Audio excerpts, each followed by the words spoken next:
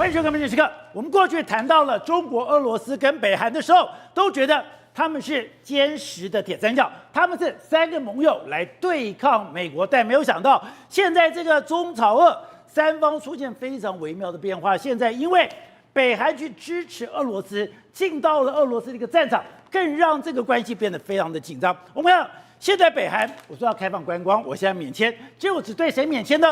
我只有对俄罗斯免签，我现在还是一样，我不欢迎中国人进来。我们也看到这一次习近平离开克山，也就是在金砖高峰会离开了以后，你发现场面看起来还是非常热闹，还是很多人来送行。可是你会发现他的层级都非常的低，他都是一般的老百姓，甚至在克山当地来讲，都是对低阶的官员。像过去，如果习近平到了俄罗斯，那一定是最高规格的待遇，甚至普丁都会出现。结果现在没有，这些人全部都不见，跟之前金正恩跟普丁的互动有天壤之别。所以大家好奇是，当这个铁三角真的出了问题的话，那对于中国真的是腹背受敌吗？而就在这个腹背受敌的状况下，你就发现习近平退让了。习近平我们之前讲，在中印边界以下退了9万平方公里，而现在你就更难想象说，中国跟印度两边的军人居然可以联合巡边，而且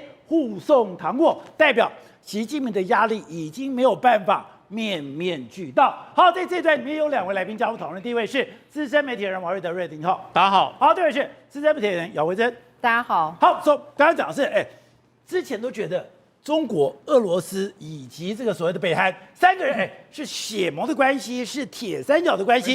比如刚刚讲，现在出现非常微妙的变化。我们看到《华尔街日报》讲，北韩派兵到了俄罗斯，竟然让中国左右为难。没错，中国、俄罗斯跟北韩3个国家过去是铁三角，可是这个铁三角呢，慢慢中国已经慢慢淡出。现在中国跟现在俄罗斯跟这个北韩2个非常的亲密。简单来讲，这个有一点这样，因为你习近平当双面人，2个人都看你不爽，所以你知道，因为什么？因为刀切豆腐两面光。没错，我这个俄罗斯在打这个俄乌战争的时候，你不挺我，你说表面上说要挺我，你还跟我说我们这个100年的大变局，我们一起来改变。问题是你嘴巴讲，我要的东西你有来吗？美国一制裁你，你就害怕，你就一制裁你就害怕，美国警告你，你就不敢做，所以你就当双面人嘛。那北韩也是一样啊，你就说，宝姐，那毛泽东说北韩跟朝鲜的北韩跟中国的关系是什么？唇亡齿寒。照理说你要挺我挺到底啊！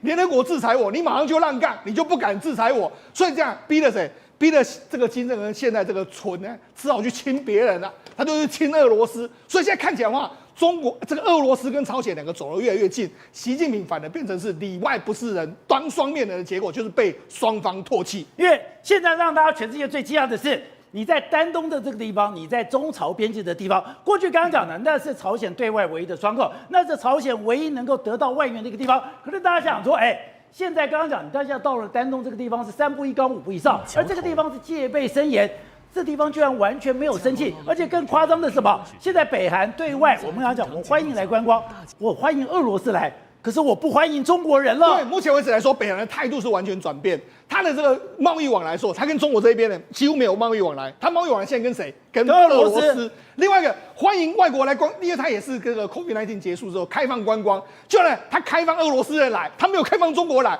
那尤其去年1年的时间，北韩跟俄罗斯双方派了40多个外交团体、经济代表或军事团队互相拜访。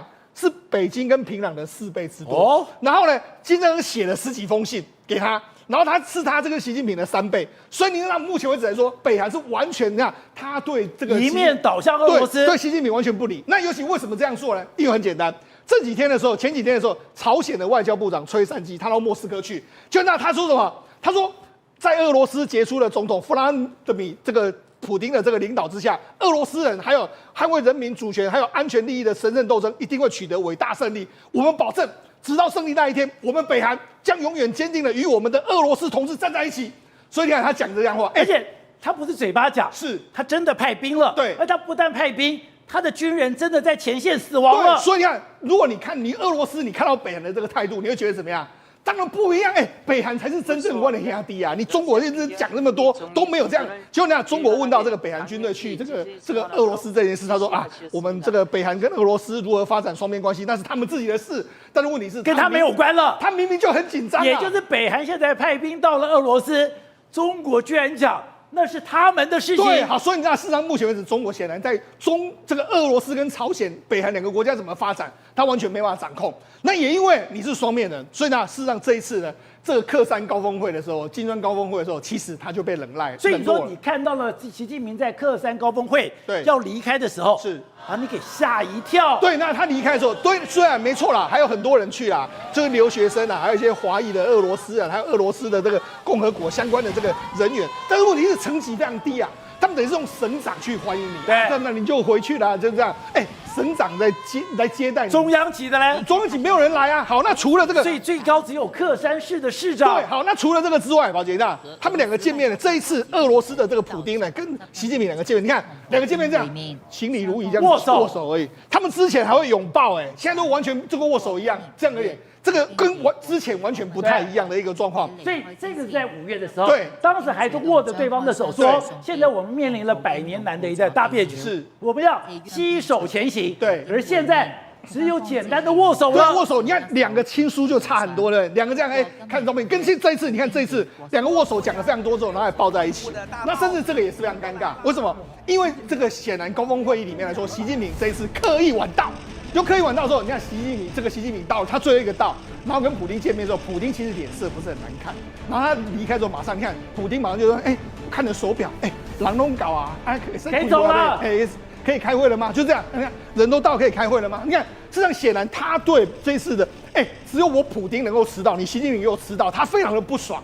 好，那我们看几个小细节。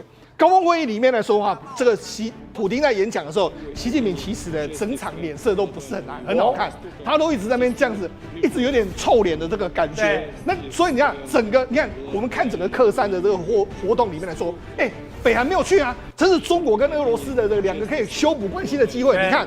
这次显得就相当的冷淡。那相对于你看前一阵子的时候，你看今年6月，普丁北韩，你看他们两个哇抱在一起，你看抱了又抱，抱了又抱，抱了又抱。好，那除了这个之外，他的普丁要回去的时候，你看他还用个照片，这照片是啊，他在专机啊，他的专机上面还跟你挥手再见，你看这样的画面，所以显见。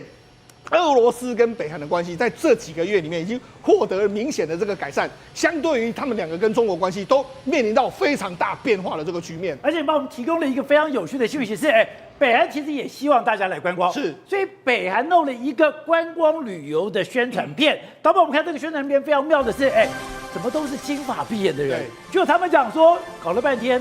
很多俄罗斯人来这里，已经变成了俄罗斯人的观光天堂。没错，北韩啊，他们释出一个广告就是欢迎你到北韩来玩。结果你看，北韩来玩然后照理说这是北韩的宣传片。对，照理说应该是有很多中国人啊，或者很多这个其他人，没有，清一色大部分都是俄罗斯人，都是金发碧眼，而且他们还可以，这次破天荒为什么？因为在北韩是不能，他们民众是不能够穿比基尼的。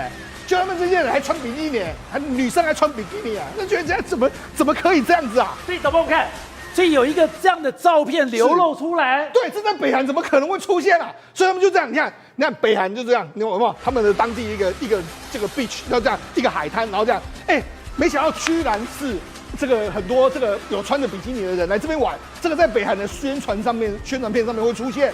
好，那除了这个之外，他们是代表说北韩跟俄罗斯的关系真的很好，因为他们现在开放观光的首批名单里面有俄罗斯，没有中国，中国是没办法来的哦。然后他们还有这个今年初的时候，还有这个俄罗斯的观光团来访问北韩，你看这么多人哦，然后他们释出很多照片，都是他们来玩的这个状况哦，都是俄罗斯人，所以你看，北韩他当然他如果真的他跟中国好，他当然可以鼓励中国民众来，他不要嘛，他现在鼓励俄罗斯人来，这个就是亲疏有别一个非常明显的这个证明了。所以说现在可怕的在于说，现在摆在中朝俄是有一个战略结盟，对，而这个战略结盟里面，中国已经离开了。中国离开可怕在于说，他有可能一个人未来要独自面对美国的威胁。没错，你看这个 BBC 说什么？金正恩是中国的盟友，但已经成为来自地狱的同志，就是他们现在来自地狱的同志，他们现在已经没有在一起的这个状况。我觉得金正恩其实呢，他对中国始终是不信任的。第一个时间点，你们没注意到吗？以前金正恩这个中国不是在扶植金正男嘛，所以他其实对中国一直觉得你没有办法挺我到底的一个状况。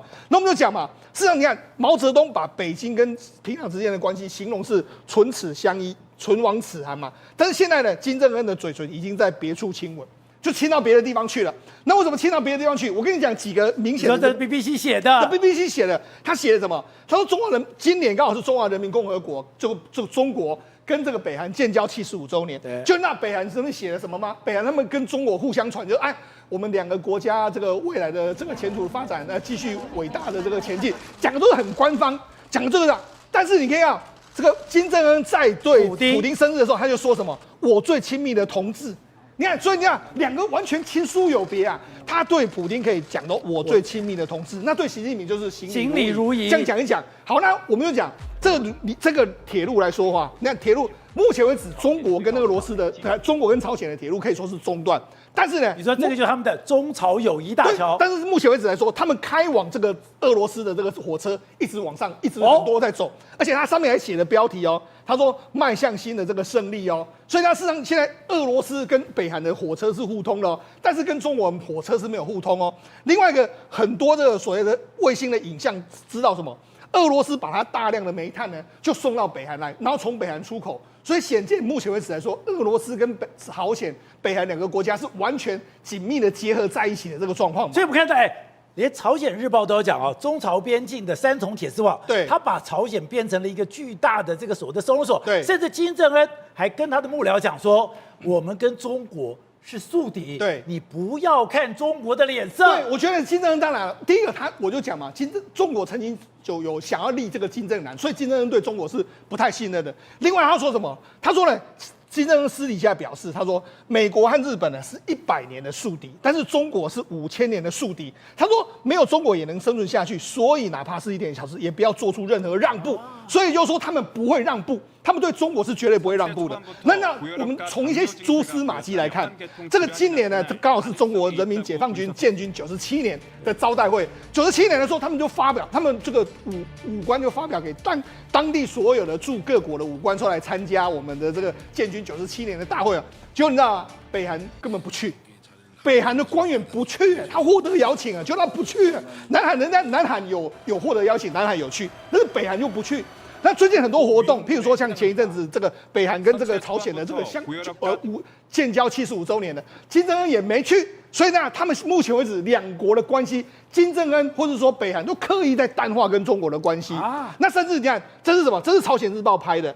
朝鲜日报拍的这个铁丝网，铁丝网来说，不是原本只有铁丝网，他们北韩还建了这么高的铁网、铁栏杆，这样把它建起来，建起来的时候，他就说，这条比南北军事协定248公里还要超过5倍的边界，有1000多公里，他都完全把它建起来，而且它里面还有很多AI 监视器啦，什么一大堆，然后就控制人民不能够到中国去。所以呢，事实上目前为止来说，中国跟北韩的关系真的出现完全我们无法想象的变化，在这个进行之中啊。所以刚才讲的，所以现在中国就做了一些非常微妙的改变。第一个就是它真的放宽了跟整个印度的紧张关系，它一让了9万平方公里，而现在居然中国跟印度两边的军人可以共同巡边，对，互送巧克力。另外一个就是，我竟然对南韩，你北韩要这样搞我，结果我就对南韩讲，是南韩现在去中国免签证了。对，没错。实际上对目前为止来说，中国为什么压力很大？因为它不能够同时多面受敌，所以你看它最近跟印度不是改善关系吗？在拉达克这些地方啊，很多我们过去共同巡边的，我都退让了约莫是9万平方公里。那你看，甚至还这样，宝姐，这个外面真的非常有意思。他们从2020年打到现在，双方互赠苹果、互赠糖果啊，互赠这个点心，说我们现在可以，而且互相巡视，大家都不要打。就变成这样，双方变成是把手言欢的这个局面啦。那不只是这样哦，你看，因为中国目前为止来说，突然之间做了一个动作，他对北韩国、南韩呢发布有所谓免签证，它里面有几个国家，挪威啦、芬兰、还有丹麦等等，还有韩国等等，就免签证。那么韩国都觉得很奇怪，为什么突然之间发我们免签证？过去明明是不会这么快啦，就为什么？因为你现在呢，这个北韩跟这个俄罗斯走得太近，中国当然要想办法戳你才行啊。好，所以请问，这么一个俄乌战争打下来，现在北韩跟俄罗斯的关系真的这么密切？然后，真的中国跟这两个国家渐行渐远。那个邪恶轴心被脱钩了。对，你要看这个两个国家是不是有同盟关系，或者是歃血为盟的关系的话，是要流血的，要血。那你看到北韩就把士兵派到这个俄罗斯去的时候，就是证明一件事情，我愿意为你这个弟兄来牺牲嘛，所以可以战死在沙场上，代表两个国家来讲的话是真朋友，而不是假朋友。那中国呢？中国是嘴巴讲一讲而已啊，但是有派什么东西去吗？可是你要讲的北韩的部队到那边，我跟你就当炮灰嘛。可是我当炮灰，人死在那边，你没有给我好好照顾。我还要再替你卖命，然后呢，我的外相还讲说，在你普丁伟大领导之下，一定会取得胜利。在取得胜利的过程里面，北韩会坚定的跟你站在一起。不是因为北韩士兵本来就没有什么人权嘛，那北韩的人民也是多的，到处都贫穷嘛。那你今天俄罗斯可能出一点钱就可以养活他的家属，我这为了这个所谓家属，我牺牲在战场上也是情有可原嘛。所以其实北韩他其实派出去来讲的话，心里早就有数了，大概这些人大概就差不多有去无回了。而且来讲的话，听说派出去的都不是一个最顶尖的士兵，大概就是真的是想要成为炮灰。那你在战场上面又发现到一件事情，北韩的部队跟这个俄罗斯的军队之间是没有任何协同作战的能力的。他们是嘛？你看到这个光是画面来讲的话，战车出现的时候，照道理讲，我们讲说战车跟这个所谓的步兵之间是要互相掩护的，没错。然后你要跟着在战车上面往前进啊，结果这个步兵呢往前跑，结果他的战车跟不上啊，然后你后来照讲战车要先在前面，因为我们要讲战车要蹂躏战场。战车把蹂躏战场之后，整个步兵再去清理战场，这不是基本概念吗？基本概念，但是后来他们发现到完全没有任何沟通协同机制啊，因为什么？他们发现到30个北韩士兵只能用1具的所谓的翻译机。那就1具翻译机的情况下，那所有的俄罗斯的这个军官在下命令的时候，北韩的部队是听不懂的，听不懂的。所以呢，如果那怎么接受指挥？当你听懂的时候，大概就已经差不多，已经战死在沙场上了。所以，而且呢，还有一件事情就是北韩士兵好像没有看过无人机啊，所以他们好像也没有无人机作战的经验。所以你现在看那前面那3个站的，那个就是北韩的士兵，然后他跟那个站装甲车，你到底要怎么协同作战？你到底要怎么互相的这个交互掩护？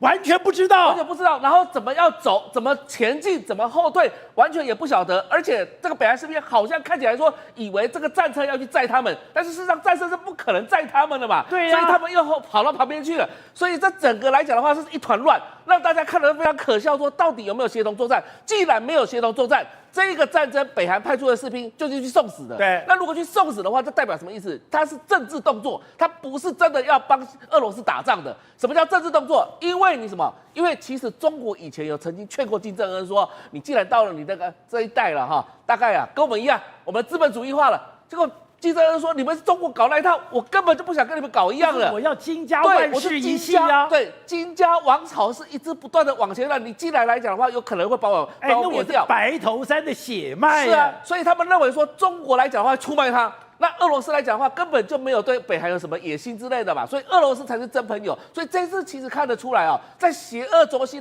里面来看，为什么习近平孤立？因为习近平你一方面要讨好美国，你一方面又想讨好俄罗斯，这是北约前秘书长讲的话啊。他说你中国不能这样做了，你要么站在我们这边，要么站在俄罗斯那边，你不能两边都想和好。但是中国人想做事情都想要两边讨好，不是吗？问题是说你这种事情怎么可能两边讨好？要么就是什么，要么就站在俄罗斯普丁这边。所以金正恩就是决定站在俄罗斯普丁这边的话，普丁会相挺嘛。所以为什么给金正恩好脸色看，给习近平没有好脸色看？那习近平自己也知道吧，大势已去啊。我今天俄罗斯这边又不讨好，美国那边呢，其实中国官员以前曾经讲过一句话，他们说现在俄罗斯跟以前的苏联也是不一样，所以现在俄罗斯有可能明天一翻盘，又跟美国抱在一起了，然后一起来对付中国。对，这种情况是有可能发生的。特别是如果是普丁如果川普上台，川普是可能跟普丁拥抱在一起的。是啊，所以川普现在讲一句话，他说要分裂分化中俄之间的联盟。川普讲的，川普讲的，这几天接受媒体讲的，而且怎么分化呢？当然他一定是找普丁当朋友嘛，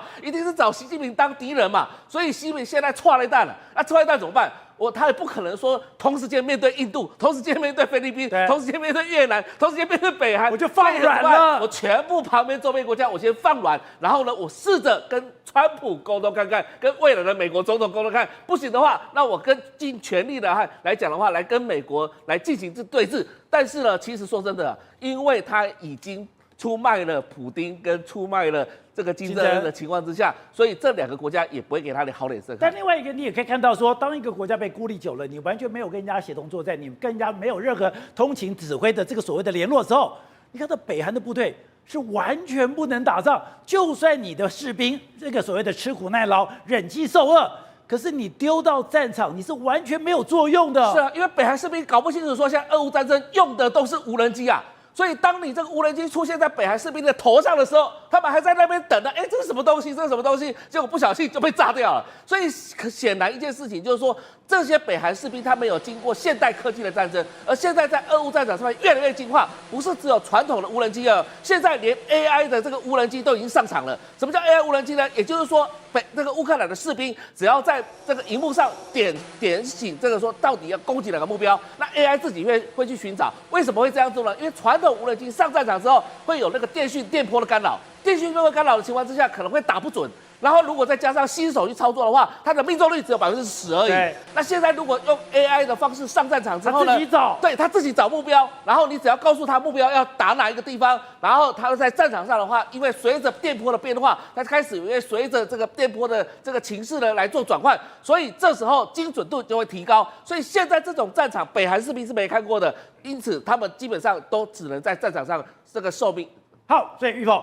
现在我们看到了，中国现在出现问题，它是北京出现非常严重的雾霾。我们看，甚至有人讲，北京的司机说，我现在到了十字路口，我看到了红绿灯，我都不知道该往前进还是往后退，因为刚才讲，我就在雾里雾中，我什么都看不见。那你说这个现象代表什么？中国经济出了大麻烦了。对，中国经济大麻烦是因为以前我为的是防止空污，我很多没有效能的工厂，我要求你停掉，可是现在没有了，没饭吃。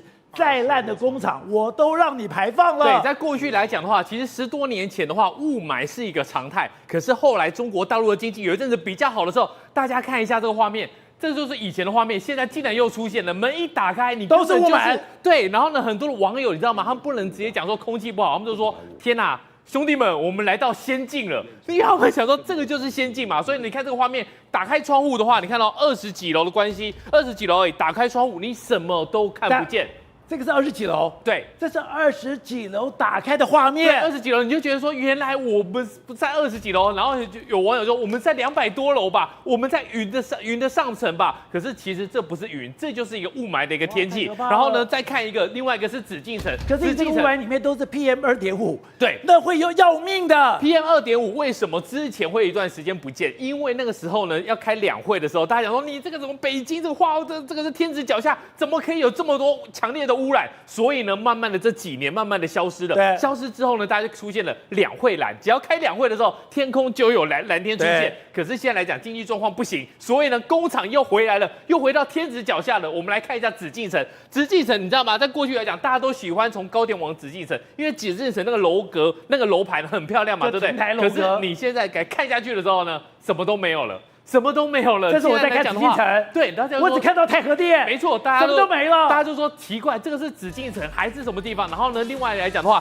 你从万里长城来拍的话，你根本也看不下去，说你到底到了哪里？以前是可以直接绵延到关外，你现在什么东西都看不到。更可怕的一件事情是说，你在雾霾的情况之下，你开车你怎么办？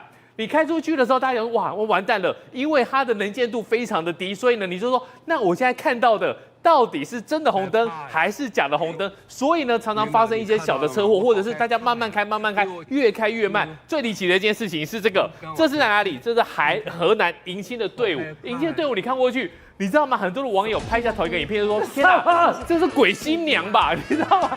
如果他没有马赛克的情况之下，他应该就是很喜庆，搭了大红色的那个衣服嘛。然后呢，还有一匹马，你知道吗？这个东西过去的时候呢，你是很正常的。可是当有雾霾出现，当有马赛克出现的时候，大家想说你这个是鬼新娘迎亲吧？中国大陆的雾霾到底有多严重？有一个数据，最严重的是在印度，它的数值是397，再来就是北京，北京天子脚下到209，就是这个雾霾的情况已经严重到这种程度了。那为什么会有？就是以前两会栏旁边 shut down 的那些工厂全部都回来了。因为最早是因为他要办 APEC。对 APEC 的时候，那时候天空变蓝就被 APEC 蓝，但是后来习近平讲说，我们是一个伟大的国家，我们要开始改变。改变以后，北京、天津、河北、京冀3个地方，对，你葡萄酒工厂全部给我停掉。所以刚才讲的，当时我就有很多漂亮的蓝天、漂亮的空气，现在没有了。没错，现在什么脏空气又回来了？现在为了拼经济，那些空气、那些 PM2.5都不重要了。还有6月来讲的话，这个进博会。上海的进博会，上海的进口博览会，对，进口博览会为什么跟广交会会有一个不一样的差别呢？广交会1年是有2届的，春秋2届，而进博会谁是主办的呢？就是习近平啊，所以呢，习近平主办的，你可以说进博会就是他的亲生小孩，因为他一路看着他长大了。可是你想想看哦，这是第5届的时候，第5届的进博会，什么好东西、什么稀奇古怪的东西都来了。可是现在来讲，第7届就是最近这一届，你看。稀里糊涂的，什么都没有，什么都没有，什么都没有，代表什么意思？代表说没有人来参展。那没有什么人来参展的情况之下，第5届我的卡车、我的货运络绎不绝，这是之前的一步，这是第5届。对，而到了今年。只有一个小发财车。对，现在第5届之后呢，你就发现说，就这一台卡车，这个场面虽然旁边还是有人夹道欢迎，还是有人拍手，可是这个场面好像就没有那么好。而且重点是进博会是习近平他的重中之重，如果连他的这个活动都办不起来的话，那可能大概中国大陆的经济也不会好起来。好，飞晨刚才讲的，我们讲中国经济呢跟台湾什么关系？没有，你说跟台湾现在真的是密切相关，特别是台湾的原物料或者是我们的大宗物资的股票，现在为什么是喋喋不休？台湾的股票一直创新高，对，可是台湾有些股票是腰斩又腰斩。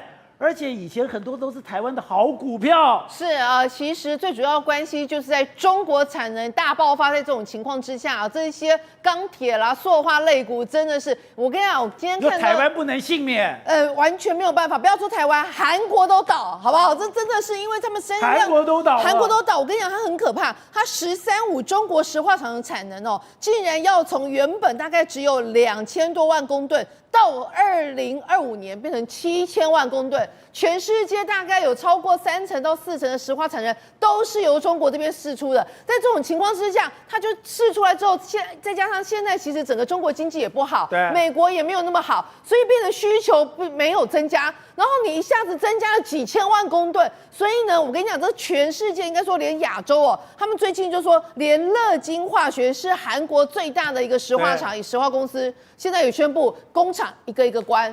那没有办法，因为实在太大，而且以前我们都知道嘛。事实上，我们之前在讨论说，人家韩国跟中国都有签 FTA 啊，那我们台湾这个 ECFA 也要签啊，不然会怎样怎样怎样。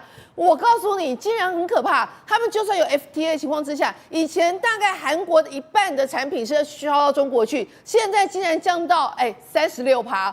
已经少了快2成，而且更可怕的是还持续在掉，进不去了，完全进不去。所以他们就说现在这个情况他们估大概至少快的话还要3年。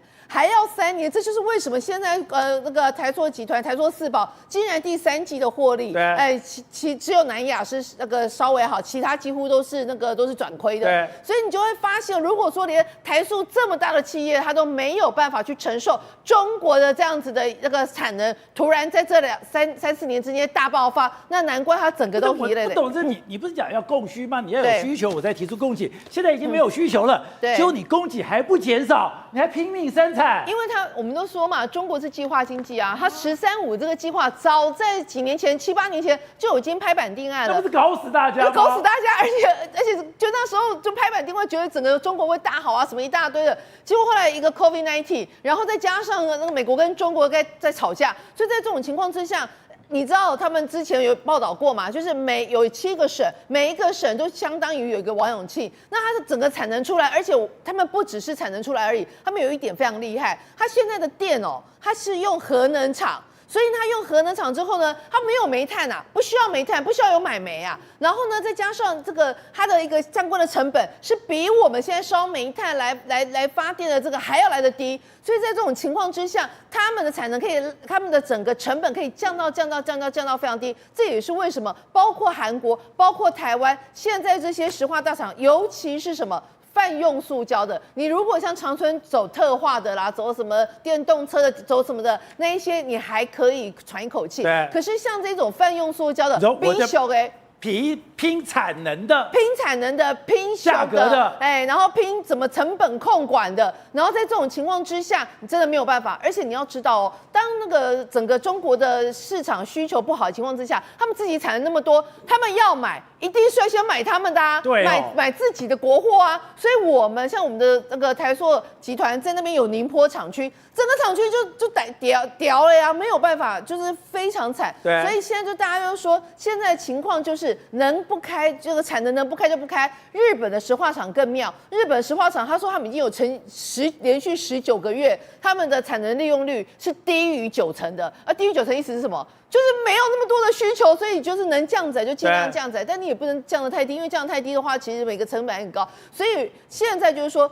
中国一家啊，就是生出了这么多的产能，导致日本、台湾、韩国这几个业者全部塔卡莫雷修。更可怕的是，你不知道整个这样不景气的状况还要持续几年。我今天看到台塑集团的股价，不想搞什么大家损人不利己吗？对啊，因为他们就是计划经济就是这样，没有办法。而且我跟你讲哦，我现在看到台塑股票掉到40几块，40几块是什么样的水准？40几块是我20年前开始跑台塑的时候的水准。那时候我在跑的时候，他们还跟我讲啊，他说我告诉你啊，我们家的股票45块以下哦，眼睛闭着买都没关系。对呀。但是现在跟我讲的人都已经退休，我现在想问他说45块以下还能买吗？恐怕是不太能哦，因为现在真的是这一些中国的产能，它已经出来，它没有办法塞回去，它厂都开好。那我这辈子只相信股市有一个专家，那个人就是以前财讯的老板，叫孙文雄。对，我以前听过讲，当我不能把这个数字交起来，他说台塑是台湾最好的股票，也最稳定的股票，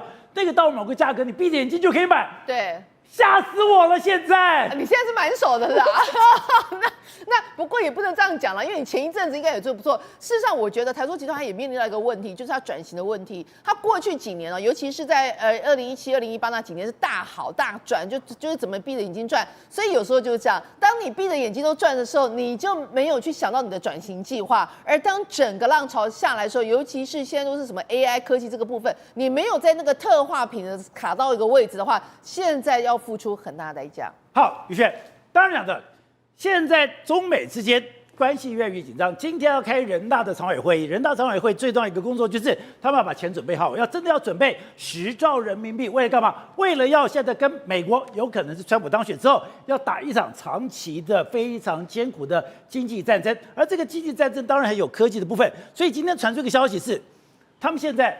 我要掌握了这个所谓的晶片，我要未来在 AI 世界里面有立足之地，我一定要进入到了7奈米、5奈米的世界。而这个时刻，居然传出来说，台湾台积电的叛将，他在中国竟然是被中南海保镖保护的。过去呢，中国有一个叫做2弹1星，这个是他的封为最高荣誉勋章。什么意思？你有办法做核弹，你有办法做飞弹，你有办法做人造卫星，让我们中国超英赶美。但不好意思，现在的梁孟松，他的规格就是2弹1星这种勋章的规格，牢牢的把孔立出来的。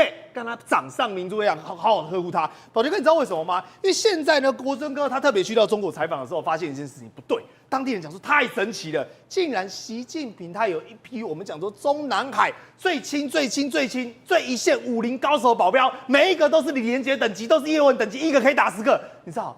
现在在贴身保护梁孟松，真假的？真的，而且是一组队。各位，你知道他们怎么保护人吗？他们是分成3种，3种是怎样？第一个，如果有人袭击可能你只是把拖鞋拿起来要丢，对不对？马上第一个人先把谁扑倒，把他们要保护的对象扑倒。第2组把那个人给扑倒。第3组人看看还有没有同伙。所以他们是用这种我们讲的中南海保镖。高规格等级在保护梁孟松。那宝杰哥，我跟你讲，有利就有弊。请问一下，保护是讲好听啦，因为现在外界所有的台商跟半导体的人士都接触不到梁孟松，接触不到了。那请问一下，这是保护还是软禁？软禁都有嘛？就你休想给我跑掉，你坏。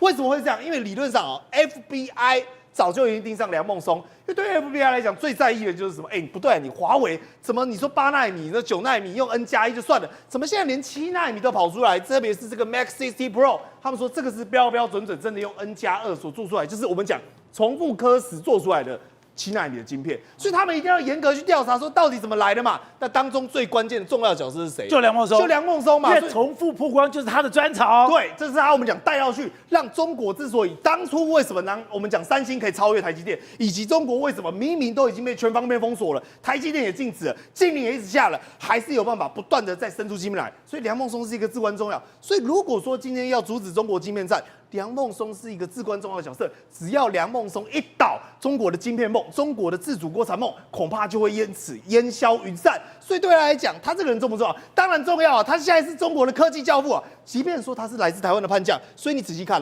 包括来自各大，比如说 Meta 啦、Alphabet、Tesla， 他们所花的经费，恐怕都没有办法比你。为什么？因为你绝对得不到像习近平一样规格的中南海保镖。